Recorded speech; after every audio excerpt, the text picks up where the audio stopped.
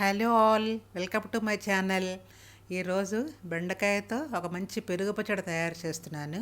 ముందుగా బెండకాయల్ని బాగా కడిగి చిన్న చిన్న ముక్కలుగా కట్ చేసుకోవాలి. అలాగే ఒక మీడియం సైజు ఉల్లిపాయ, పచ్చిమిరపకాయలని కూడా కడిగి చిన్న చిన్నగా ముక్కలు కట్ చేసుకోవాలి. ఇప్పుడు ప్యాన్ పెట్టి నూనె వేసి బెండకాయ ముక్కలన్నిటిని కూడా మొత్తం జిగురు లేకుండా బాగా ఫ్రై అయ్యే వరకు వేయించుకొని అప్పుడు ఈ ఉల్లిపాయ ముక్కలు, పచ్చిమిరపకాయ ముక్కలు కూడా వేసి వేయించుకోవాలి. ఉల్లిపాయ ముక్కలు ఎక్కువగా వేగాల్సిన అవసరం లేదు, పచ్చివాసన పోయే వరకు వేయించుకుంటే సరిపోతుంది. ఇప్పుడు ఇలా కలుపుతూ ఉంటే ఫ్రై అవుతూ ఉంటాయి ఇవి.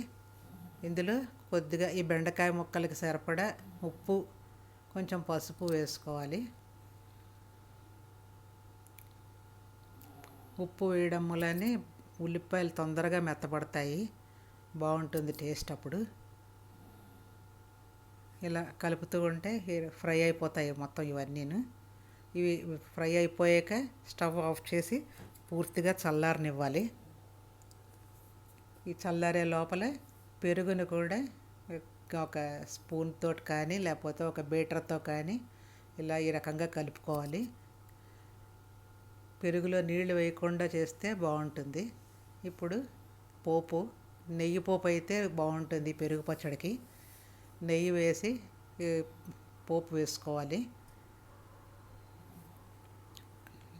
నూనె కూడా వేసుకోవచ్చును, కానీ నెయ్యి అయితే ఎక్కువ బాగుంటుంది.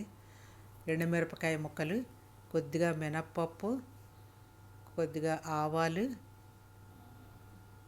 కొద్దిగా ఇంగువ. ఇంగువ నచ్చని వాళ్ళు ఇంగువని మానేయచ్చును. ఉల్లిపాయ ఉంది కాబట్టి ఉల్లిపాయ వాసనతో కూడా పెరుగు పచ్చడి రుచిగా ఉంటుంది. ఆవాలు చిటపట్లాడే వరకు వేయించుకున్న తర్వాత సన్నగా తరిగి పెట్టుకున్న కొత్తిమీరని కూడా ఈ పోపులో వేసుకుని స్టవ్ ఆఫ్ చేసేయాలి.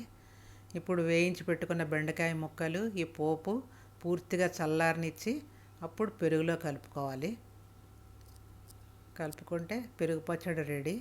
ఈ పెరుగు పచ్చడి రోటీలోకి కానీ అన్నంలోకి కానీ దేంట్లో అయినా సరే చాలా రుచిగా ఉంటుంది. Thank you for watching.